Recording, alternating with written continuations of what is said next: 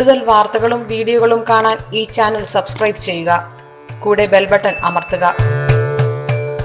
നമസ്കാരം.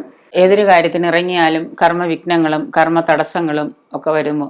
അപ്പോൾ അതിന് പരിഹാരമായിട്ട് നമുക്ക് സ്ത്രീകൾക്ക് അടുക്കളയിൽ തന്നെ ഗണപതി ഹോമം, ചെങ്കണപതി എന്നാണ് അതിന് പറയുക. സ്ത്രീകൾക്ക് ചെയ്യാവുന്ന ഒരു ഗണപതി ഹോമമാണത്. പുരുഷന്മാരത് ചെയ്യാറില്ല.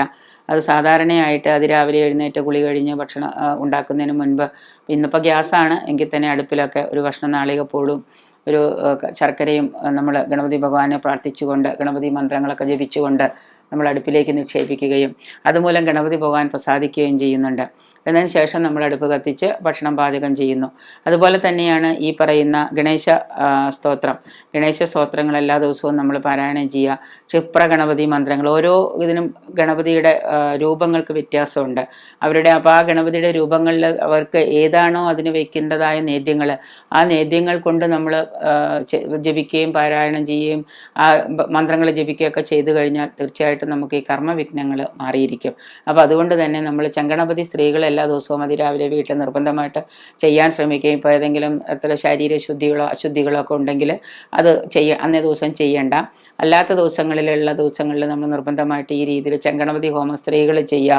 അതുപോലെ തന്നെ പുരുഷന്മാരാണെങ്കിലും ഈ പറയുന്ന കാര്യങ്ങൾക്ക് ഇറങ്ങുന്നതിന് മുൻപ് ഈ ഗണേശ ഗായത്രി ജപിക്കുക. ഇതൊക്കെ 36 ദുരു ഗണേശ ഗായത്രി എല്ലാ ദിവസവും ജപിക്കുന്നവന് ഒരു കാര്യത്തിലും തടസ്സം ഉണ്ടാവില്ല, എല്ലാ കാര്യങ്ങളും നീങ്ങും. ഇപ്പോൾ കുജൻ ലഗ്നത്തിൽ നിന്നാലും അല്ലെങ്കിൽ വേറെ എവിടെയെങ്കിലുമൊക്കെ നിന്ന് കഴിഞ്ഞിട്ട് തടസ്സങ്ങളുണ്ട് എന്ന് വിചാരിക്കുക. അങ്ങനെ നിൽക്കുന്നവന് തീർച്ചയായിട്ടും ഈ പറയുന്ന ക്ഷിപ്രഗണപതി മന്ത്രവും സ്ത്രീകൾക്കാണെങ്കിൽ ചെങ്കണപതി ഹോമവും ഒക്കെ ചെയ്യുന്നത് കൊണ്ട് ഒരുപാട് മാറ്റങ്ങളുണ്ടാവും.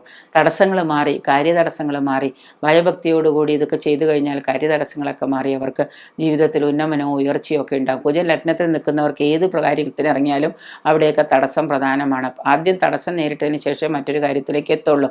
അപ്പോൾ അവർ ഈ പറയുന്ന ഗണപതി സ്തോത്രം അല്ലെങ്കിൽ ഗണപതി ഗായത്രി മന്ത്രം, ഗണപതി ഗായത്രിയും ചെങ്കണപതി സ്ത്രീകളും ചെയ്തു കഴിഞ്ഞാൽ തീർച്ചയായും അത് ബ്രാഹ്മ മുഹൂർത്തത്തിൽ വേണം ഈ ചെങ്കണപതി ഒക്കെ ചെയ്യാനായിട്ട്. അപ്പോൾ 8 മണിക്ക് എഴുന്നേറ്റ് അടുപ്പ് കത്തിച്ചിട്ട് നമുക്ക് ചെയ്യാൻ പറ്റില്ല. അതിരാവിലെയൊക്കെ ആണെങ്കിൽ ചെയ്യാം.